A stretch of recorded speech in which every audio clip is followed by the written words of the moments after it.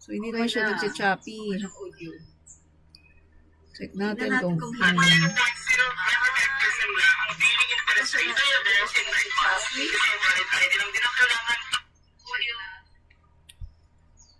So, okay naman po ang audio natin, no?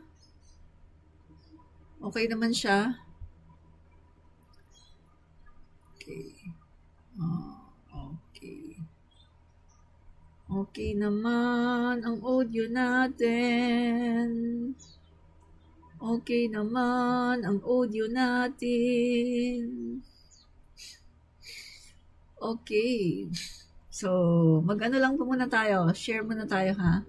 Share lang po muna tayo sa ating newsfeed. Yan, para may makapanood din po ng ibang tao. No?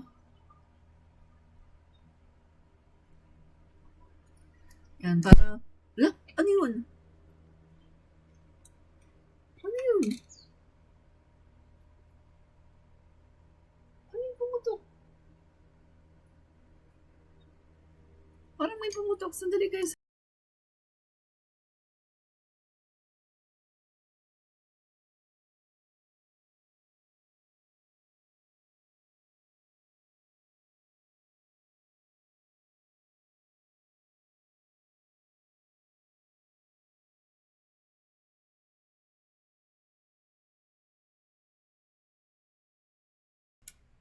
Wait guys, ha? Titingnan ko lang kung parang may pumutok eh. Saglit.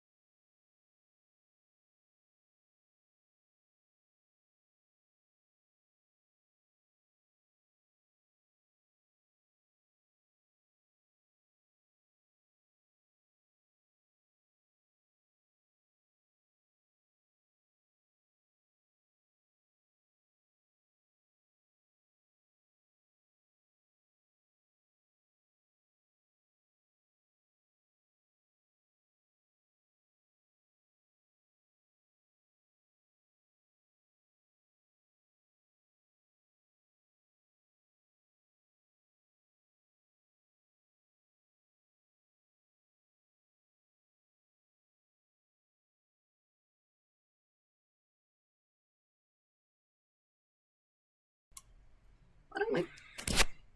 Narinig ako eh. Parang may pumutok. Kaya yun. Tuloy na nga tayo. Dito sa table ko eh. Parang may biglang pumutok. Hindi naman siguro yung cellphone. Ito, buhay na buhay pa rin. Ano kaya? Hindi naman yung electric fan. Dali guys ha.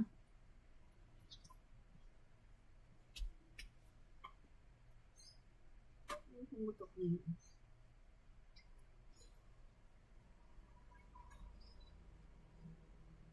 Pumutok.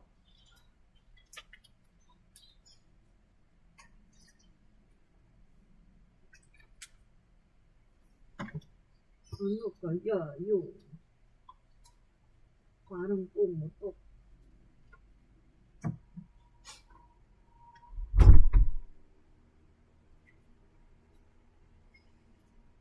Hindi ko makita eh.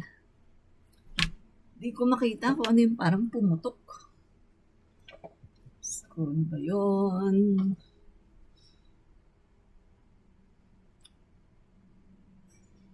Hindi naman cellphone. Buhay na buhay naman mga cellphone ko. So guys, start na nga tayo. Nabother lang ako doon sa pumutok na yan. No? Copy. Yan. So, ngayon mga kaibigan, tayo po ay tatapik po natin yung mga good news, no? Mga ginagawa po ng ating Pangulong BBM. Yan. So, okay naman po ba ang ating ano? Tingnan ko lang ha. Okay ba? Ngayon mga kaibigan, tayo po ay okay no, no? Topic po natin yung mga good news, no? Ginagawa po ng ating Pangulong BBM. So, okay naman, no? Start na tayo.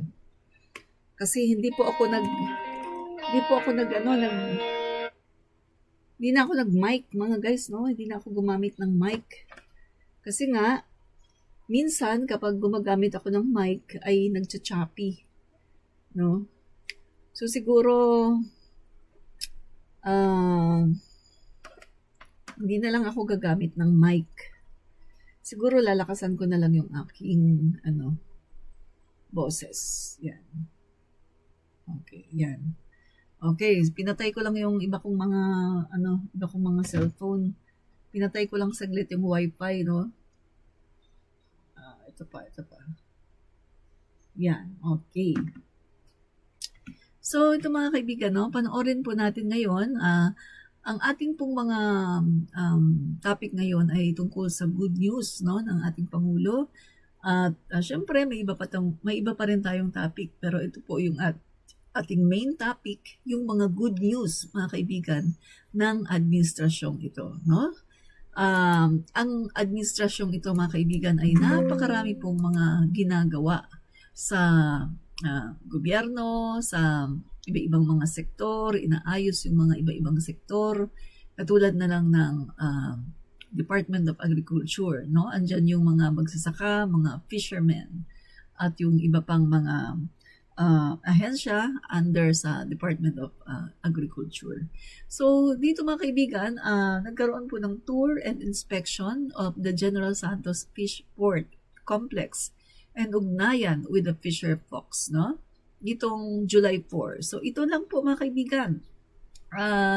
Kung nakikita ninyo ang ating Pangulo maya-maya mga kaibigan, no, ay pumupunta sa iba-ibang bahagi ng Pilipinas at siya po mga kaibigan ay naghahatid ng mga tulong at nag-inspeksyon kung ano pa ba ang dapat na ma-improve sa bawat lugar po, no, na kanyang pinupuntahan.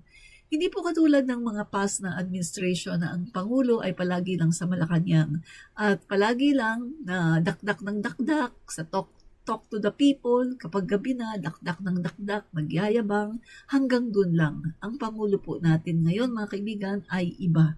Siya po ay talagang bumababa on the ground. Sabi nga ni Leni Robredo, no? Bumababa on the ground at siya po ay nag-i-inspeksyon, tumitingin, ano pa ba ang mga kailangang gawin. Ginagawa po ng Pangulo natin ang lahat ng kanyang makakaya upang tulungan ang ating mga kababayan. So, mga kaibigan, no, panoorin po muna natin itong tour and inspection of the General Santos Fish Port. Panoorin po muna natin. Okay. Para malaman po natin at mas maintindihan. Kaya nga nakakatawa yung isang DDS na nag-comment kahapon ba yun, no, sa aking live na hindi pala, no?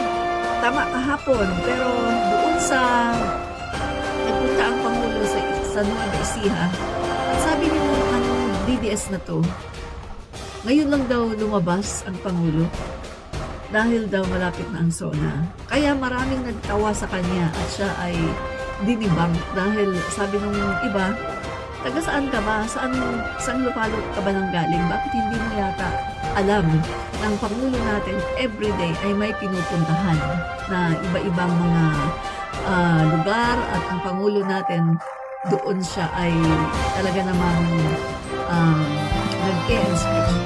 Ito mga kaibigan, start na. Panoorin natin.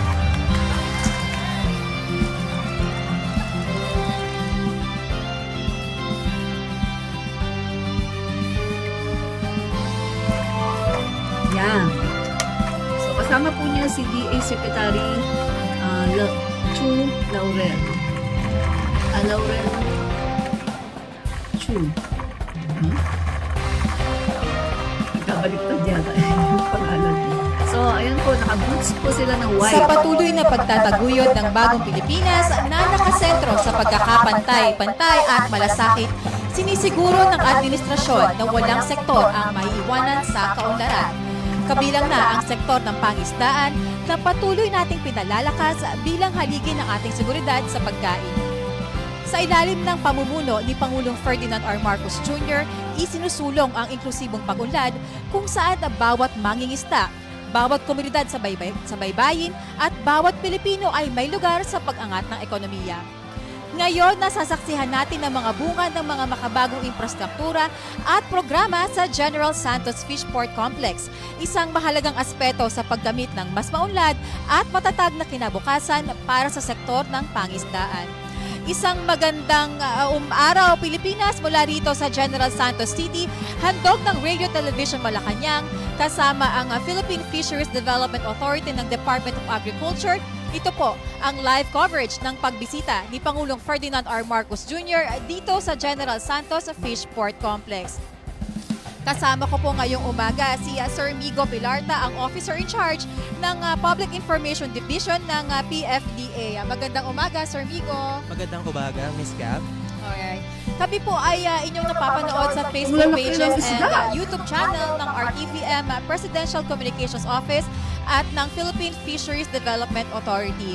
Bukod po sa ating mangingisda na silang mismo ating pangunahing panauhin ngayong araw, nakakita po natin na naparito rin sina Department of Agriculture Secretary Francisco Tiu Laurel Jr., kasama rin ng Pangulo si PFDA General Manager Attorney Glenn Pangapalan, at kanina nakita din natin si Undersecretary for Fisheries Drusilla Esther Bayate.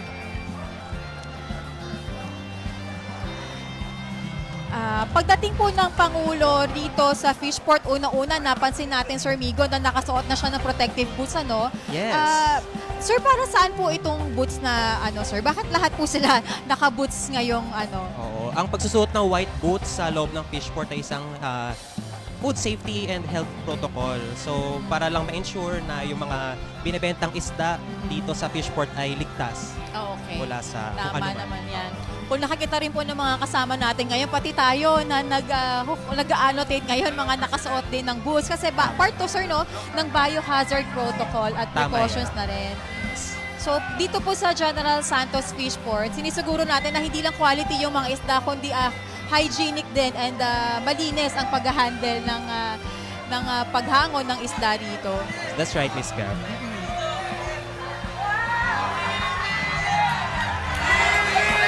Sa kasalukuyan po ay naparito po ang Pangulo para personal niyang makita ang proseso ng pagtinda ng tuna dito sa General Santos Fishport.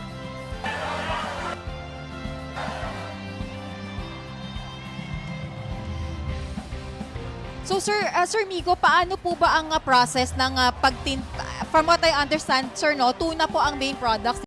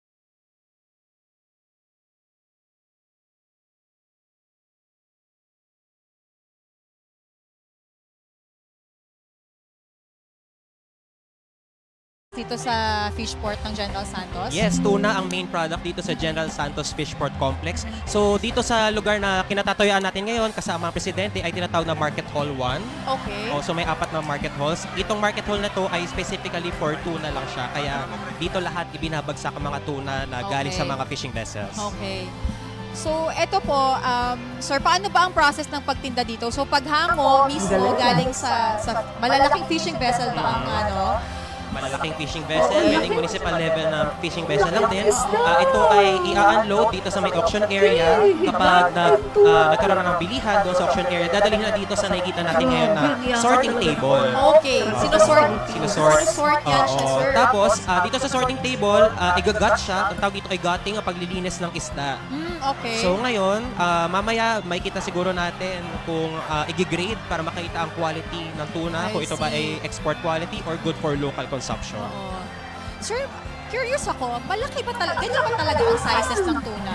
Ganito talaga kalaki ang mga tuna dito sa Jensen. Okay. Oo. So ito po, lahat po ito na nahuli sa Jensen Waters. Kumbaga. Yes, oo, kasi actually spawning ground talaga ng tuna ang mga katubigan dito malapit sa General Santos, sa south of the Philippines. So talagang hindi sila kinocultivate, ganyan talaga yung sizes ng mga tuna. Yes, dito. naturally grown silang lahat doon sa area or waters na yon. Ang galing na, no? Talagang rich in resources talaga ang Pilipinas. Rich Kasi in resources talaga. ang lalaki. Malalaki sila, di ba? Oo. In real life talagang parang aabot na sa laki ng tao yung iba. Correct, Lalo na pag correct. tinitimbang at nakita mo. So ayan, sir. Yan po ay tuna grading. Yung ginagawa, yung tinitingnan po ng Pangulo ngayon, Oo. tuna grading po ang ginagawa. Oo. Ang hawak ni Sir ay ang tawag na classifier. So ito ay tinutusok sa tuna at kukuha sila ng specimen at mula doon sa specimen na yun, doon nakikita yung magiging quality ng isda. Kung mapula-pula at shiny, ibig Oo. sabihin ito ay grade A, yun yung kanyang Okay. official grading. Ay, ibig sabihin ito ay good for export. So mga good for export siya internationally Okay. sa US and Japan at marami pang mga bansa. Ang galing. So nag-export talaga tayo. ng Nag-export tuna. talaga tayo at maganda kasi very strategic yung location ng General Right. Santos Fishport Complex at talagang malapit sa airport, so kung kailangan mag-export, madali ang access. Alright, alright. Ayan, ang nakikita natin ngayon ay yung mga yellowfin tuna. Ganyan talaga sila kalalaki. Kung mapapansin mo, literal na yellowfin. May Okay. yellow sa kanilang mga fin. Madali Okay. siya ma-distinguish sa ganung paraan. Ayan. So ayan, yung tuna grading yan. Ang tuna grading, Kukuha ng oo. meat. Kaunting Ayan na. meat. Tapos, makikita sa specimen kung anong kulay Ang ng tuna. galing. So sir, sino ang magda-determine kung anong grade yung meat ng tuna? Usually, ang nagde-determine ng grade ng tuna ay yung mga buyers na rin. O kung sino yung kung saan man pagdadalhan ng tuna, sila na rin yung mga nag-a-assess or nag-grade, nagka-classify kung anong grade ba siya. Oo, okay. Oo. Paano naman po sir yung mga meat, yung mga tuna na hindi siya for export? Okay. So, may mga tuna naman na ito kasing mga grade A na tinatawag ay superior high quality. Oo. Hindi naman ibig sabihin na kapag grade B or lower, hindi na maganda yung quality niya. Sadyang maganda lang talaga yung quality ng mga grade A. So, itong mga ibang tuna na hindi grade A ay napupunta for local consumption naman dito sa Okay. Jensen or Karatig probinsya. So ano siya, pinaprocess sa mga local Oo, canneries? mga local canneries. 7 out of 8 canneries ay nandito sa General Santos City, Fishport. Oo. Grabe, ang galing guys, no? Malaki ang tuna. Matapos yan, kapag nag-grade na yung isda, ito ay dadalhin na ng mga buyer sa kanilang mga sasakyan para i-transport kung saan man sila pupunta, either for export or for local consumption lang. So yun, napakaganda na nakikita ng ating presidente yun, talagang step by step, no? Kung paano ginigrade yung tuna. Actually nga kanina sir, nakausap natin si PFDA Acting General Manager sa Attorney Glenn Pangapalan. Kasi ang General Santos po ay center for tuna industry ng bansa, di ba? Kaya sabi Tama ni Attorney Glenn kanina, napakalaki daw ng kontribusyon ng General Santos Fishport sa ekonomiya ng bansa. Napakalaki. Oo. Oo. Actually, ito ang, if I'm not mistaken, second largest regional fishport dito sa Pilipinas after Navotas Fishport. Oh. 200,000 metric tons, more than 200,000 metric tons ang na-unload na isda. No? Sari-sari na yon sa isang taon dito sa Isang General taon. Santos. Oo. Tsaka, ang sabi rin po ni Attorney Glenn, around 20,000 daw po yung may business permit to operate here Yes, sa oo. Grabe, So, gan- 20,000, napakadami. ngayon po ay kasama pa rin po ng Pangulo si Department of Agriculture Secretary Francisco Tiu Laurel Jr. At ngayon po ay magkakaroon po sila ng isang maikling ugnayan para po direkta mismong marinig ng Pangulo ang mga pangangailangan ng ating mga mangingisda dito sa General Santos. Andito lang kami para tignan. Ito, I have a mic. Para tignan kung ano yung mga sistema na ginagamit ninyo para sa fisheries natin dahil sa pagpalagay ng ating sekretary, nakilala nyo naman na talagang isa sa pinakamalaki sa industriya ng fisheries dito sa Pilipinas, ay naunawaan niya kung ano yung potential ng fisheries para sa Pilipinas. Kaya sinabi ko, dali niya ako rito, paliwanag niya sa amin kung ano yung mga kailangan ninyo. Sa amin palagay, ang nakikita namin na siyempre yung cold chain, kailangan lalagyan natin. Nagtayo ka na pala ng malaking cold storage dito. Pero kailangan pang dagdagan. Kaya gagawin namin ang lahat para naman masuportahan yung buong, hindi lamang yung cold storage, kung hindi yung buong cold chain. Yes. Para yung mga nahuli na natin ay pagdating sa market ay maganda pa rin at yung quality ng isda ay ma-maintain para siyempre mas magandang benta. Yes. Kaya ano pa sa palagay ninyo ang kailangan natin in your view? What else? Meron tayong bago, sir, na testing facility na itatayo rito. Laboratory. Testing facility. What are we testing for? Histamine, fish quality, pati sa pang-shrimp. Testing for shrimp. Sa shrimp, oo. Sikat na sikat yung shrimp natin sa abroad. Ang pag binili mo yung black prawn sa Philippines, Black Tiger prawn. Oo. Alright, sige. Maraming salamat at mabuti naman at nakadaan ako rito at nakita ko. Nakapunta na ako rito pero hindi pa ganito kalaki noon. Ngayon napakaganda na. Kaya gagawin namin ang lahat para bubuhayin natin ulit ang ating industriya ng fisheries. Dahil pagka pinag-aaralan namin yung mga pangangailangan sa kinakain ng Pilipino, napakahalaga sa diet ng Pilipino, sa kinakain ng Pilipino, yung isda, yung seafood. Dahil siyempre, marami tayo, mga 7,000 islands ang Pilipinas, kaya napupunta talaga sa fisheries ang pag-asa. Kaya tutulungan, gagawin namin lahat para yun na nga, yung mga sistema, magtatayo tayo ng mga fish port, mga agricultural port, para mabawasan ang ating transport cost, pati ice plant, para doon sa maliliit na bagsakan, mayroong pagkukuhanan ng yelo, para hindi lamang para doon sa lugar, para paglabas, paglalaot ang mga bangka, may dalang yelo, para laging sariwa yung inyong huli. Okay, so sige lang, patuloy nyo. Malaking kontribusyon ng Gensan at lahat ng fisheries industry sa pagpapakain sa buong Pilipinas. Kaya patuloy ninyo. Maraming salamat sa inyong ginagawa. Hindi lamang sa food supply, kung hindi pati sa pag-export natin. Nagulat nga ako yung tinitesting doon na isda, pupunta pa raw sa Amerika yan.